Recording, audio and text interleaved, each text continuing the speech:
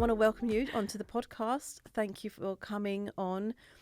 I'm so intrigued by you because we started talking and why don't you introduce yourself? That'll be the easiest thing, won't it? So with people listening, introduce yourself and tell people what you do. So my name's Angie Tiwari and I teach yoga, meditation, breathwork, and I'm an Ayurveda lifestyle and nutrition consultant. Amazing. I work full-time in tech. I've actually recently quit my full-time tech job. Wow. Because I wanted to move away from that company and not work in that area of technology that I was working in. It's a high performance, sort of highly pressured, I would probably assume. Yeah, I think I thrived off the pressure of being in sales and account management, but I also think that I was starting to realise, do I want my validation to be tied to target hitting? When sometimes a lot of whether you can sell a product is not just on you, it's on so many other factors that come into play. And I've been there for over 5 years and I think it was really time to move on. Yeah. But it's a very transitionary period at the moment because I don't have another job to go to. And so I left that job because it was the right thing for me to do. But you just know, don't you? Yeah, when you I knew. listen to yourself. Exactly. And when you do the work that you do, because we're going to talk about, because I'm really into meditation on a level. I don't know if it's a huge level, and I don't know if meditation means the same thing as other people. But when you actually really are in tune and listen to yourself and listen to your body and listen to what it needs and what it doesn't need, it can be quite empowering, can't it? Yeah, it's the most, these techniques that I've learned have been the most empowering things I could have ever done in my life to get a better understanding of myself and therefore to make decisions like walking away from something that was no longer serving me and setting boundaries in relationships and putting the discipline in place to make changes in my life. Absolutely. And so I guess right now, full time, I'm doing yoga and online yoga membership and hosting my retreats and having private clients and those kind of things. And so let's go a little bit back because you weren't always doing this. So what was some of the struggles that you faced before you found meditation and yoga? I was a massive people pleaser to the point of, I realise now in hindsight, I said no to myself a lot of the time because I wanted to say yes to other people. I was a big have as many friends as possible. And I didn't cherish as much my close friendships, my smaller circle. I kind of wanted to be out all the time, partying all the time with all the people, constantly making new friends, all of this kind of stuff. And I think I got a lot of validation from that. And it was after a lot of doing that, a breakup, coming out of a job that I'd felt very suppressed in, even a relationship I'd felt very suppressed in, that I would say the practice of yoga found me. I didn't find it because I was practicing yoga, meditation, breathing techniques to some degree regularly on and off, but I didn't really get it. I kind of did it because I was a big gym goer, I was a big HIIT person, I was a big spin person. So I did a lot of high intensity training, a lot of spinning, a lot of cardio. And I went to yoga because I wanted to stretch. And I was, it's good for you. And it was in those moments when things felt very dark, I felt very lost, I felt very confused, my self-worth was very low, that I had this breakthrough moment. And it was like something clicked. And I realised, okay, there's something deeper to this practice than what I'm seeing it for. What was that, while we're on it, what was that? What was that click? What was that moment? What was that 1 second pause? In one word, release. And it's so wonderful now because I host retreats and I hold workshops, and on my retreats I see people having that same transformational moment and that same feeling of release, and there's tears but there's also laughter, there's joy mixed in with a feeling of letting go. And so it was a really big feeling of a release. There were loads and loads of tears, but I had no idea. I'd never cried in that way before. I wasn't crying because I was sad. I wasn't crying because I was happy. I was crying and I felt like something was coming out, but I didn't. And I know it was obviously in relation to everything that had happened, but I didn't in that moment feel like I was thinking about those things. In that moment, I just felt lighter. And Amazing feeling. it's an incredible feeling. Yeah. And Euphoric in some ways. yeah, isn't it? absolutely. And it is because you're releasing certain chemicals and hormones within your body. There's a complete science behind why these practices are so powerful. And that's what led me to, okay, I'm in between jobs. I'd got a new job and I was starting it. This is back in 2017. I'd got the new job and I hadn't yet committed to when I was going to start it. So I thought, right, let me go and try and do my yoga teacher training because I just want to learn more about this. I need to know more. And then let me see if I can defer this new job by 2 months and I can start. And thank God that is how it worked out. I got on the teacher training in India. The job allowed me to defer by 2 months. To India? And I left the country. And I kind of had to get out at that point. I think I felt so lost. I needed to just be a stranger and just go and be somewhere completely by myself. I didn't want the support of people. I know that sounds really weird. Sometimes when you go through a breakup and you coming out of a job and all your amazing friends and family want to be there for you and they're checking in on you. But with that comes this wave of sometimes pity. And obviously it's how I was perceiving it at the time, perhaps. Yeah. But I kind of wanted to forget everything was happening, I guess. And I wanted to really deepen my practice of yoga because that's when I was like, okay, something's here. So even before I went, I started learning so much more just through the internet, through reading books. And then I went out and that was the most formative experience of my life for sure. Wow. I mean, take a minute there. That's a lot of emotions, it sounds like you were going through a lot of turmoil. Was that particularly in relationships or was that within the relationship within yourself? It was both. And I think they're so interlinked. So I had a lot of friendship breakups that were very dramatic and traumatic and triggering. And I think also sometimes the universe will show you things again and again and again until you get it, until you see that lesson. Yeah. And certainly I think that was happening. I also think I was trying to keep hold of all these friendships, but also trying to live an adult life where you have your job and you have things to do. And it was almost impossible for me to maintain every single one of those friendships. And actually right now I so much more cherish my small group of really close friends that I know I can count on for anything. And it's not that I don't value making new friends. I absolutely do. It's so wonderful to meet new people. It's good to be pushed out of your echo chamber and out of your comfort zone. But I don't need to make me feel good. I don't do it for validation anymore. I do it for connection. And I think prior to the yoga, I was doing it for validation. Yeah. As opposed to I want to create a real, true, meaningful connection. Yeah. Sounds amazing. And it sounds life-changing. Yeah, it was a life change.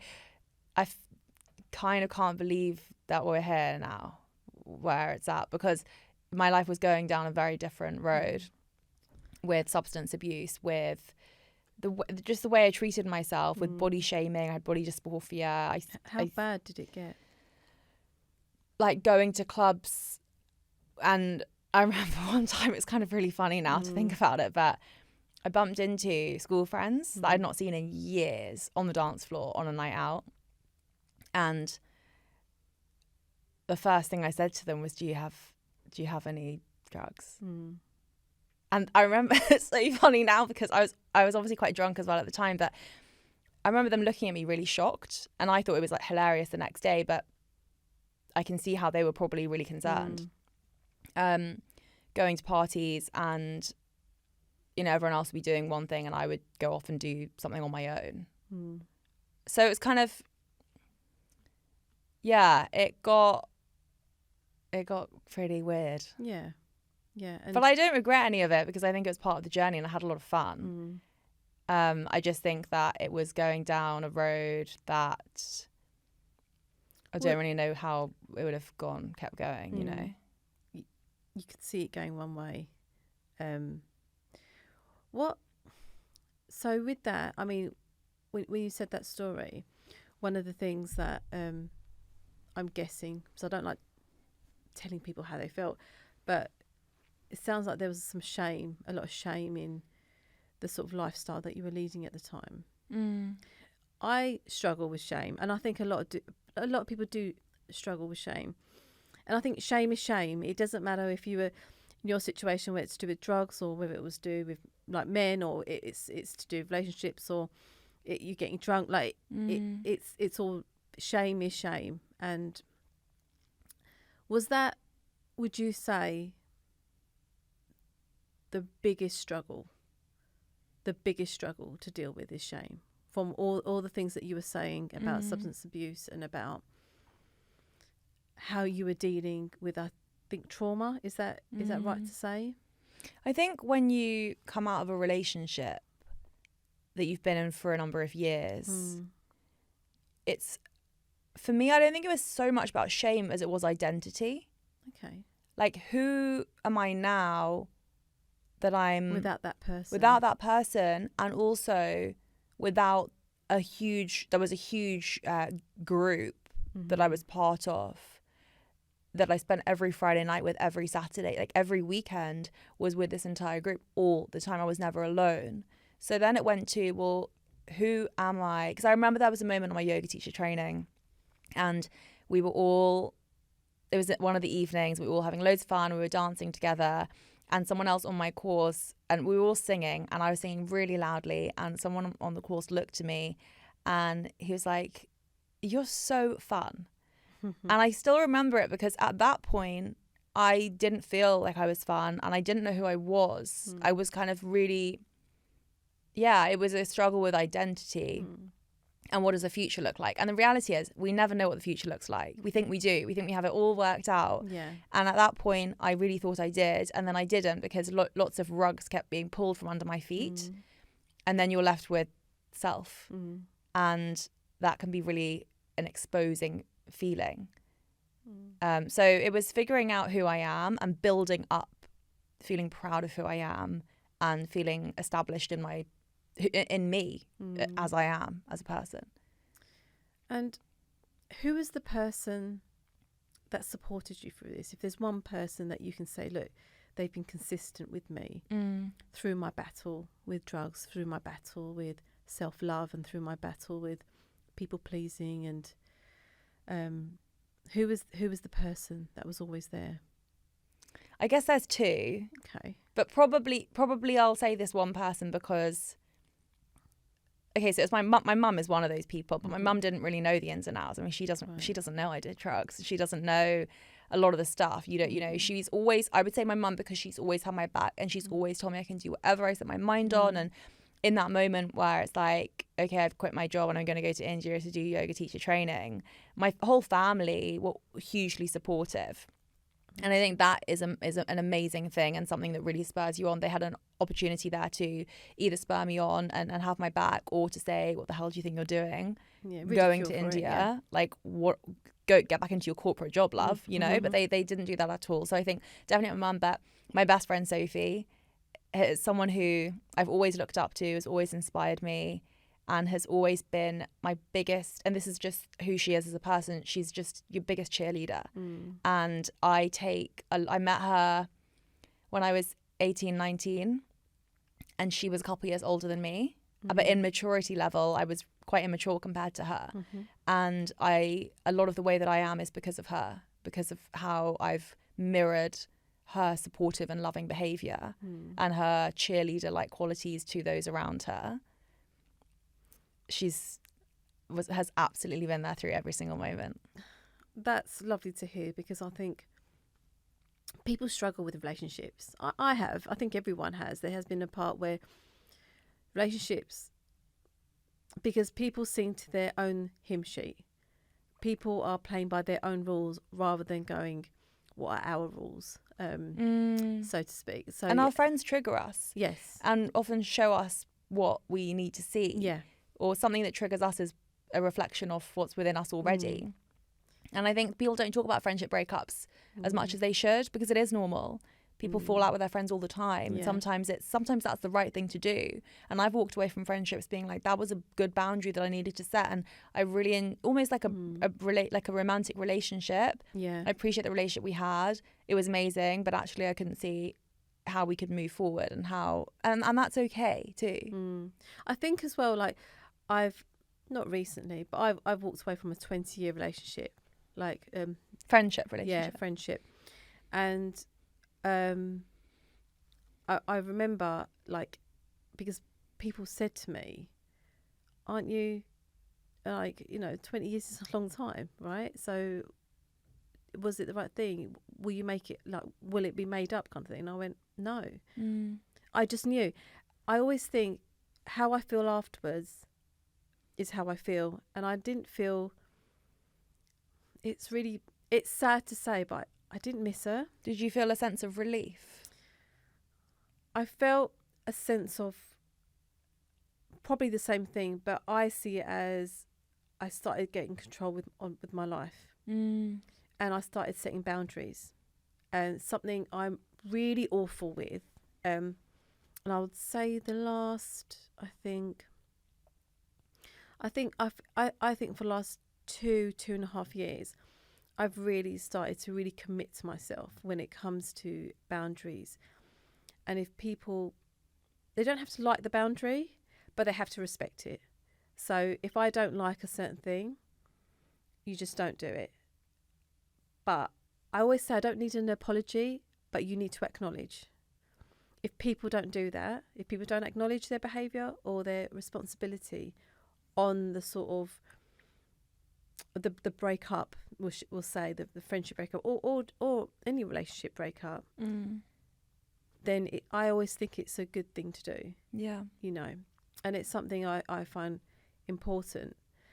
So you are really in a place where you felt lost, you felt very vulnerable, and you found yoga. You went to India. For some people that seemed quite extreme, but your family were really supportive with you. You land in India. What were you thinking? Were you thinking, what am I doing? Like, what? Seriously, I'm in India. So my family live in India. So when I landed, I was greeted by my uncles and aunts and hugs and love. And that was incredible, and that really helped. I remember being at the airport on my own, about to fly, because I'd never flown on my own to India before. I was always with my family. Yeah. Sat at the airport, and my sister had written me a postcard before, like a letter, basically. Amazing. And I read it at the airport, and I bawled my eyes out because it was such a sweet letter, basically saying she was so proud of me and like everything I've recently been through, and it was just very sweet. But then when I landed, I was greeted with all that love. But it was when I got to the part of India where I was doing the training where I'd never been before. And I remember walking into the room, and it was literally a box with like dark turquoise walls, tiny toilet and bathroom coming off it. And I remember looking around the room, and there was almost this feeling of like, I still remember it so vividly, actually. This is it. Like, this is what it's going to be like for the next month. You were out there a month. And it's a really humbling, grounding experience to feel like that, because you don't have, there's nothing else for me to do other than to exist there and then and do the training. And the training was really, really challenging. It was in Ashtanga yoga, which is quite a dynamic, extremely dynamic form of the practice. And we were up at 5 a.m. Well, we were up before 5 a.m. So class started at 5 a.m. And it was 2 hours of pranayama, which is breathing techniques. And it's so cold there. So you're like sucking in the cold air through your nose. Oh, wow. And we ended about 9 p.m. And you go again the next day, and you have 1 day off a week. As in, you're doing yoga until 8 or 9 at night? Throughout the day. So you'll have maybe, how my course was structured was 2 hours of breathing techniques, and then it was a movement practice, so Ashtanga yoga, and then in the afternoon we might have a posture breakdown. So we'd go through certain poses or certain types of, so for example, inversions we might go through, which is when your heart is above your head, and how to do particular postures within that sequence, within those series. Meditation was within that. You have lunch together, you have breakfast together, you have dinner together. So you become a family. And I really close with especially one person who was on that training with me. Wow. But at that time you're close to everyone, and you really build a relationship with everyone, and I found myself through that process, because I remembered who I was. And what was that moment? I mean, you said it was a guy, and he said you were fun. Yeah. That was a pinnacle moment for you. But was there, because I presume it was like a process rather than you got there. There was a moment and that was it. There were a few moments throughout Yeah. it. There was one practice we have to do 108 Surya Namaskar, which is sun salutations, which is a lot. 108 is a lucky Vedic number. And so you are literally on your mat again, and you're kind of writing down every time you do 10, for example. You make a note on a piece of paper in front of you. So it's a very dynamic, movement-based practice, doing 108 of them.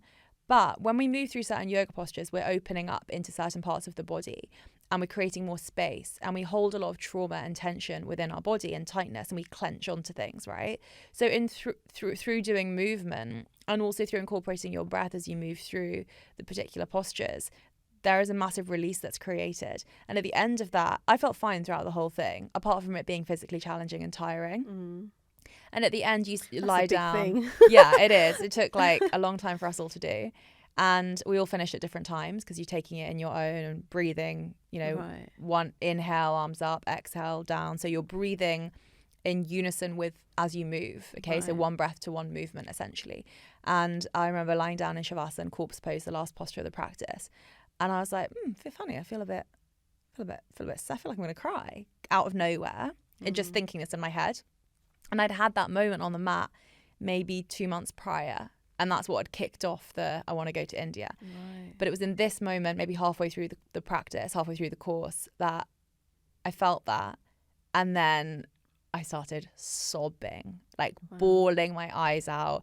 And my friend, who I'm still friends with today, she looked at me and she's like, you okay? And I was like, and I was honestly bawling my eyes out. And I was like, I don't know. Like, yeah, I'm fine. I don't know why this is happening. Wow. So that was definitely another breakthrough moment. So there was this, it was definitely not like you get to India and you do one class and you found yourself. It was a process, and it was through pushing myself. And it wasn't easy for me to get up at 4:30 every morning. It wasn't easy to be doing that. I remember messaging my mum saying, this is really hard. But it was also through putting myself in a position where I didn't feel comfortable. And I'm such a big believer of putting yourself outside your comfort zone. I've always found that very difficult. Yeah. I start before you're ready. Like I wasn't ready to go and do a month of Ashtanga yoga. I'd never done Ashtanga yoga before. Yeah. But in the discipline and in the consistency and in the community that I found there, I was able to make my way back to remembering who I was. So powerful. It's so powerful. But also it wasn't, and then from then on I've been fine. It's in that moment I was what I needed. But then throughout the last 5.5 years, there are of course moments where you have dips, and it's not necessarily like you've ticked the box of yoga and you've done it. It's a practice. It's continual. And same with meditation. You've got to come back to it. You've got to, a lot of people meditate. Oh, I'm feeling really sad. I'm feeling really like out of whack. I need to meditate. No, meditate when you're feeling good. Meditate consistently, because when you're feeling bad, you'll be able to come to that practice more easily. That actually makes sense. I'm having a moment. That actually makes a lot of sense. Meditate when... Yeah, because I suppose then you're connecting meditation to being sad, whereas meditation is something that can change your life, like it has done with you. And observing your thoughts and seeing where they're going. And through that comes so much creativity. Yeah. You might have an amazing idea that was there all along, but you weren't giving yourself time to sit with your mind and observe what's come up. That makes so much sense. I didn't even think... I wonder if everyone... Am I the only person that actually... Yeah. I think we meditate when we're sad, or we meditate when we think we need to, because things have got to such a point where our head is so scattered, we're really anxious, we're really stressed, we are suffering with insomnia, having heart palpitations, all of these kind of real symptoms that make us worry about our health, to then think, oh, we should probably do something about it. Yeah, I suffer less with anxiety and panic, massively. Like it got really bad at one stage. I have to say, like, one of the things I was going through my journey of coming out of that, I realised, because I always, when I knew an environment might trigger my anxiety going into a panic attack, I always try to fight it off. Yeah, I was always trying to right, well, if that's going to happen, I'm not going to do that thing, because what it does, it triggers my anxiety. But something that I think people, when they have mental health issues, is they're always trying to fight it off rather than living with it and trying to live with it and for it to work for you. Which has, I think that concept has really changed my life, like massively. How do you deal now? And I know you have yoga and your meditation, but how do you deal with your anxieties and your sort of issues that you fought with for a long time now? How do you live with them? Yeah, I have a list of things that make me feel good, because I think sometimes when you're in those dark times, things feel really stressed. It's not easy to think how to get yourself out of it. So I have a list of things that make me feel good, and that's often getting outside, getting into nature, going for a walk, doing some sort of movement-based activity. So walking is obviously movement-based, but an activity, so a class, a yoga practice, whether that's on my own, maybe I'll go somewhere, maybe it's a spinning class. I really love spinning. Speaking to close friends, loved ones, so calling someone up or going and seeing someone. And it sounds so weird, but a hot water bottle. Like, I find hot water bottles so comforting. So if I'm feeling anxious or stressed, the amount of relief and that feeling of being soothed that I get from heat, and usually a hot water bottle is a nice thing to have. Even things just changing up what I'm wearing and getting into something really comfy and cozy, or like my favorite outfit that I love to lounge around home. Like, things, really simple, small things actually, a lot of the time, to help me shift back into a state of balance. Because all it is you're out of balance. If you're feeling those senses of anxiety, you're feeling a sense of panic, your nervous system is dysregulated, you want to get your nervous system back into a state of balance. How do you do that? By doing things that make you feel safe again. Because it's your body's way of protecting yourself. You're sending yourself into panic because your body thinks you're in real danger and real threat. It's trying to help you out, actually, so that you can increase that cortisol, that stress hormone, so you can get ready to run, increase the adrenaline in the body, so you can get away from the situation. But a lot of the time, these situations we create in our mind, but our body will react in the same way as if there was a real threat in front of us. So it's about calming down the amygdala, which is the part of the brain that is like the smoke alarm, essentially, that's going, and it's being able to, okay, now I'm going to calm my amygdala down. And how do I do that? And that's how I can reset my nervous system. So what you just did there, like, you internally as well, it's what you're saying to yourself. Massively. I think sometimes we overcomplicate things.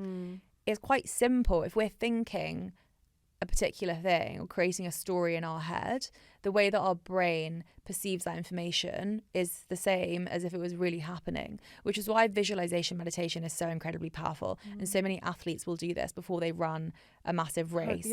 They'll visualize themselves not just winning, they'll visualize what's going to go wrong. They'll visualize all the different ways it could go. And then when it happens on the day, when they're there on the day, it's a more familiar situation because it's been visualized in their head. And because their brain is at peace almost with what this situation looks like.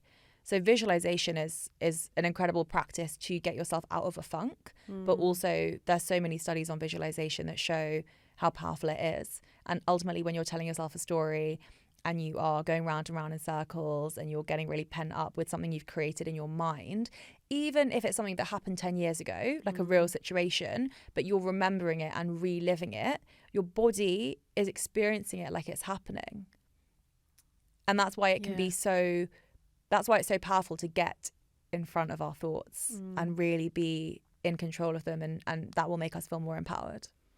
And where do people start? So if someone's listening to you and they're going, right, I suffer really badly with panic attacks.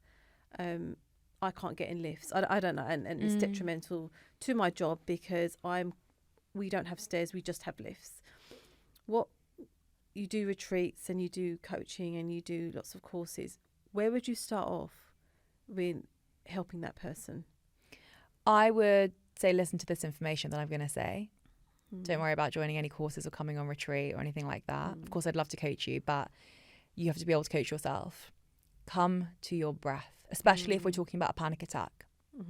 Because your breath is intrinsically linked to your mind, and the ancient yogis and sages have been saying this for centuries, and a lot of ancient civilizations who practice breathing techniques to alter their states of consciousness have been saying it for centuries. Modern science is absolutely showing that link between the brain and our breath. So if you were to be having a panic in your mind, your breath changes, right? And that's what we then call a panic attack. Your breath comes into a hyperventilation. But that is a bidirectional relationship. So what I mean by that is you have the ability to change your breath and therefore change your mind. It's not just your minds and your thoughts are changing your breath. It goes both ways. So when you're hyperventilating or when you feel like you're on the verge of doing it, I completely agree with you. There is a point of accepting the state that you're in as opposed to trying to squash it down and suppress it. But also knowing that you have the ability to alter your breath and therefore alter your mind by slowing down your breath. So you can take control, basically. You can take control. I would say it takes practice. And that's why I would say practice when you're feeling great. Because when you're in that state of panic, if you're, now I'll try that breathing technique, then it's going to be harder for you to get into it, okay? Because you've never done it before.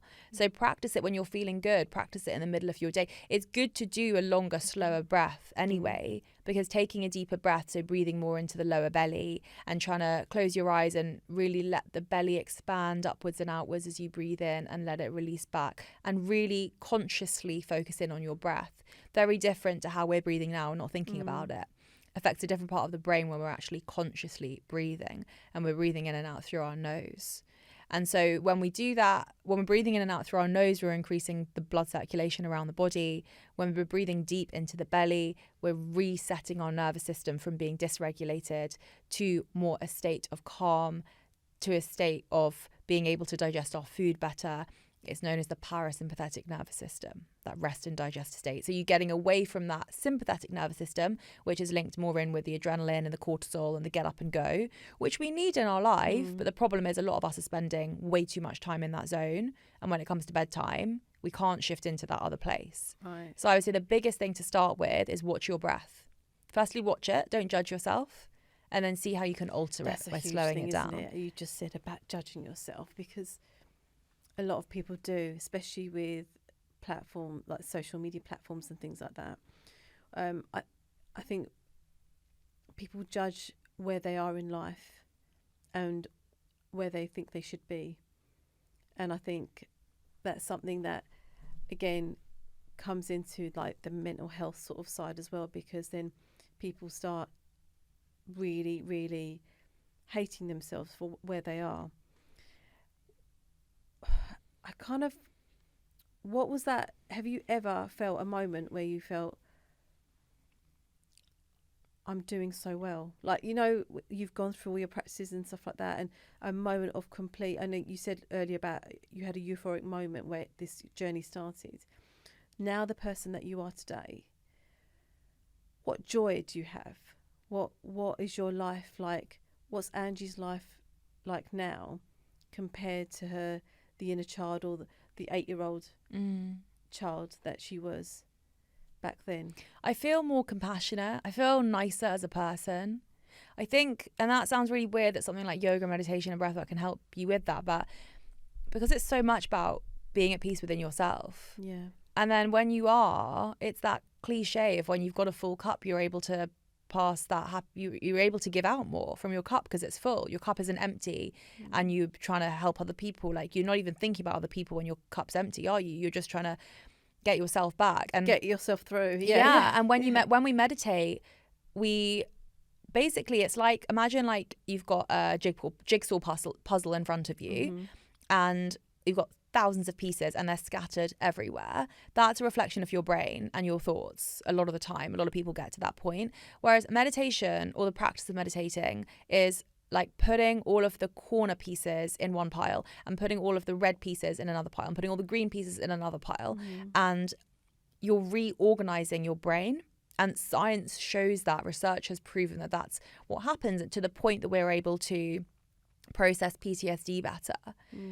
And they've shown this test, these studies in veterans who have gone and done meditation and have processed PTSD better than being trained in what PTSD is. So actually doing the practice of meditation, reorganize our brain, able to get through situations in life better. And then because you feel clearer, I feel I am more open and I have more space to connect with other people more and really, really, truly connect with other people and smile at strangers on the street and go out of my way to show that kindness to other people. And I really do think the practice of yoga has helped me do that.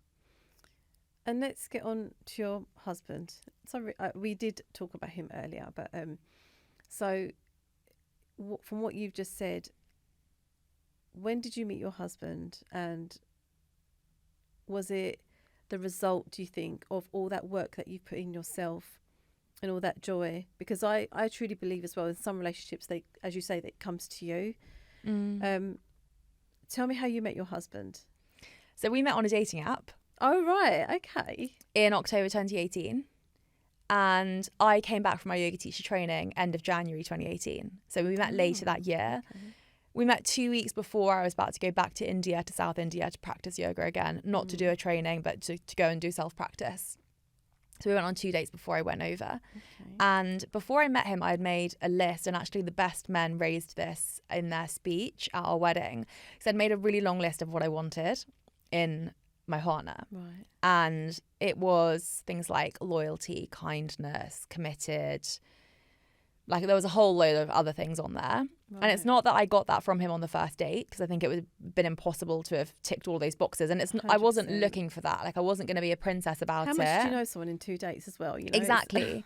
But I was looking for someone who ticks those boxes, and then obviously you feel that connection with. And I think I'd put those boundaries in place, and I'd put that list in place before, so I kind of could spot red flags in a situation. I was more acute. And this is another thing that meditation and yoga, it makes you so much more aware of how, you mentioned earlier, your instinct and how you're responding to things, but also energies. Yeah, you're so much more in tune with that. And so I felt that, but I also didn't allow myself to run away with the fairies, because that's another thing I would do. It's what a lot of women do when you're dating. It's so easy to have one date that people have, or even before you meet someone and you build them up in your head. And I was like, no, I'm not even going to speak to him much on this dating app. Let's get straight to meeting, because I don't want to build this picture up in my head of who he is, and then I meet him, we've got nothing to talk about because we've chat on text. I'd rather just meet someone. And you're right, you do have an image of someone, and then you still meet them, and you could actually be really disappointed.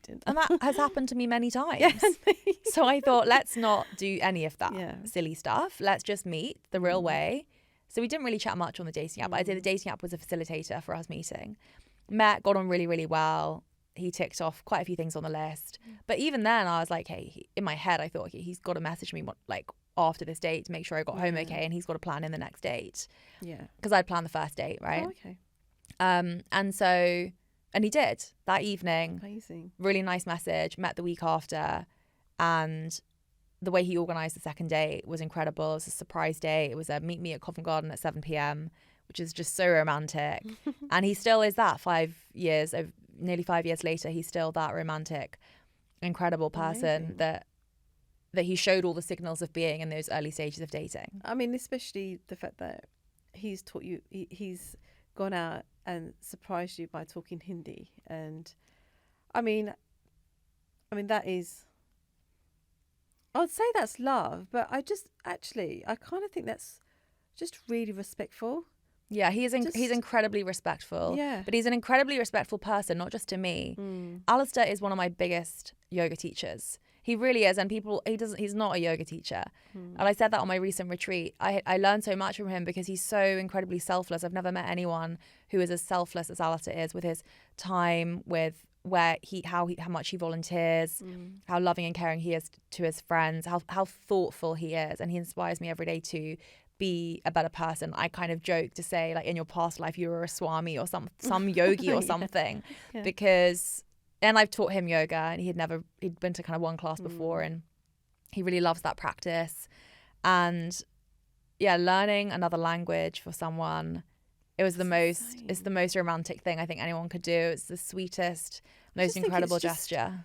Really, and something he did off his own back as well. It's just so, I just see it as so embracing and so, just so respectful and so kind as well. Because, I mean, how many people really do that? I mean, even in my case, like, I mean, my partner's English anyway, but the fact that if he was, I mean, would I go out and learn French or something? I'm not sure if I would. I think because ever since I met Alistair, I've always shared a lot of Indian cultures with him and rituals, and as of my parents and my family, he's from the early days known how to chant the Gayatri Mantra with me, and he, will chant in our yoga practice together, and so he knows the Sanskrit names for the practice, for the different postures that we do and the different rituals and that kind of stuff, and so he's always seen how important that is to me, and therefore always been so respectful of it. And we got engaged, and then 7 months later we got married. And it was in his speech on our wedding day that he said, for the last 7 months, I've been in secret learning Hindi, having a private Hindi tutor. He practice? I mean, like, yeah. So he'd say he was working late, and because we both work from home, but he works in a room that's kind of a few doors away. And I wouldn't go in and disturb him if he's on a meeting. And he would have his headphones in, so I never suspected anything at all. And I think it's just it was incredible. That's just pure love. The moment he said, I've never felt such a wave of emotion, like a rush for everything that it stands for, and for my incredible family who had all flown over from India and Canada and America to witness that. I'm the first woman in the family who's married a white man, not married an Indian person, and they were all just blown away by how much he'd embraced the culture. And I think it shouldn't be, because it's 2023, but I think our wedding last summer to our family was a real shift in this is what it could look like. And actually there still can be a respect for his culture. He grew up in Scotland, he's very Scottish in culture, and so I'm as equally open to Scottish culture, which is rich in culture I think too. As well, the fact that he made that step as well, you want to. Oh, I always have been. It makes you want to do more, because we love the idea of having Diwali parties where we have a Scottish ceilidh dance, and we had a dole player and also a bagpiper, and it's so fun for us because it's a real merge of our two cultures. It doesn't have to be one way or the other. And I won't ever fully understand Scottish culture because I've not been raised with it, and he won't ever fully understand Indian culture because he's not been raised with it. But we both make a real effort through our love to bring those cultures together for our next generation and for our future children to really feel a part of both of those things. Angie, I think I can safely say there's going to be a lot of people that are jealous of your relationship, but also that's just so wonderful to end on that. Just the pure love and respect, especially when you've talked about your previous relationships and how you got to rock bottom to where you are today. You've put in the work, you've put in the effort and gone through the really bad bits to get to the really good bits, so thank you so much for just sharing your journey and sharing your experiences on who you are today. And I'm sure there was a lot of people out there that are thinking a really proud moment for you, so thank you so much. And just quickly, please tell people if they want to speak to you, if they want to sort of contact you, the retreats that you talked about, if you just quickly say to people where they can contact you. I think a lot of people would really appreciate that.